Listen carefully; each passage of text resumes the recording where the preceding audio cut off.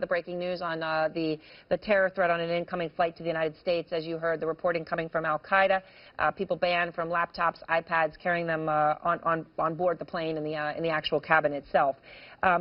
What can you tell us about this? Well, Aaron, we've not been briefed, but as the reports are indicating, the Department of Homeland Security is looking at this issue. We do all know from other news reports, not just about this, that there has been some concern for some time about electronic items being used to hide explosive devices and their threats to airline traffic. Yeah. So this is along the lines of things that we've heard concerns about before. And it certainly, if it occurs, shows that the Department of Homeland Security is tracing down these leads. A ban, of course, though, is a big move. And Al-Qaeda's chief bomb maker is based in Yemen, Al-Qaeda in the Arabian Peninsula. He's attempted bombing on passenger planes, including the Christmas Day underwear bomber to Detroit.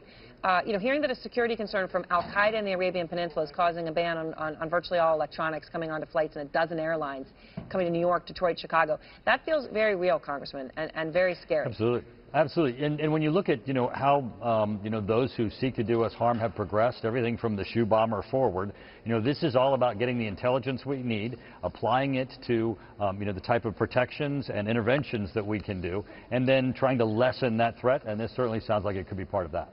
All right. I want to get to the other breaking news about the hearing. We all saw you there today. You were there when the FBI director confirmed for the first time that there's an investigation into possible links between the Trump campaign and the Russian government, and whether there was any actual coordination between the two. When you heard that, what did you think? Well, there's a couple things. I mean, first off, we'd already had hours of classified briefings from these two gentlemen and from the FBI director himself. This hearing was the effort from the chairman to bring forward this discussion, this debate, in a public forum, in a public fashion, so that people would understand what we're dealing with in the Intelligence Committee on this important issue of possible collusion with the Trump campaign, and the issue, which is even more important, of how do we assess the Russians' attempts to affect the outcome of our elections, and how do we intervene in the future to protect the electoral process. So you support that investigation going all the way to its conclusion, that they should be looking into any possible links, or coordination was the word the FBI director used? Well, I don't think anyone would say that the FBI should not look at these issues, but I think it is important to put in perspective that the FBI director said that we should not read into either way the fact that this investigation has been ongoing. And it's been ongoing since June. One shocking thing of this is that's an admission from the FBI director that as we came to the end of the campaign, he had both the Clinton campaign and the Trump campaigns and their nominees, the Republican and Democrat nominee, under investigations with the FBI. That certainly is shocking when you look at that context. Well, it's embarrassing perhaps for the country, but when people say when there's smoke, there's fire, one of our panelists just said it, and others have been saying it today. Do you agree with that?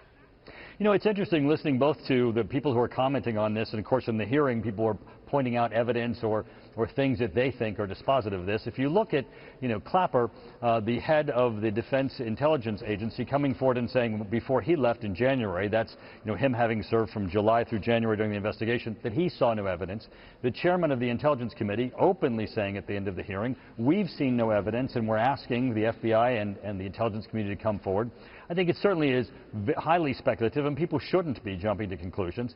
So this is an important issue, and it does need to be addressed, but it certainly shouldn't be played out in the media. Okay, one thing that was very clearly addressed today, and in that aspect, when it came to coordination, he said we're still investigating. He didn't say that when it came to wiretapping. All right, he couldn't have been more definitive, as we've been reporting. There is no evidence. It did not happen that President Obama wiretapped President Trump.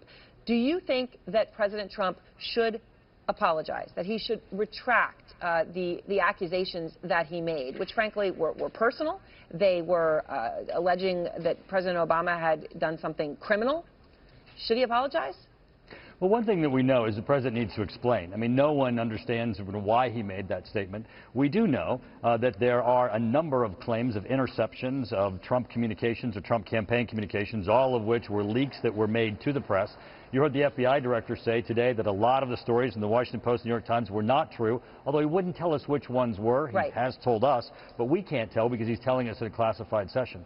So I think the president needs to explain, and I think that we need to pursue this issue of leaks, because this is all based upon the fact... communications, Congressman, that does go back to the ambassador, Sergei Kislyak, right, who was being monitored as many foreign diplomats are, and certainly ones from Russia, right? That was how that was picked up. You're right. The fact that it happened was leaked.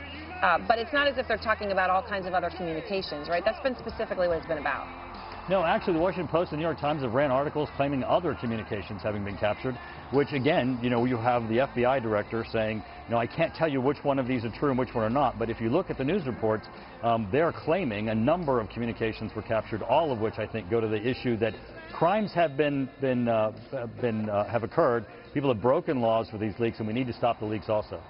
Okay, separate from the leaks, though, just to be very clear, when it comes to President Trump, you're saying he needs to explain, not apologize, to Barack Obama?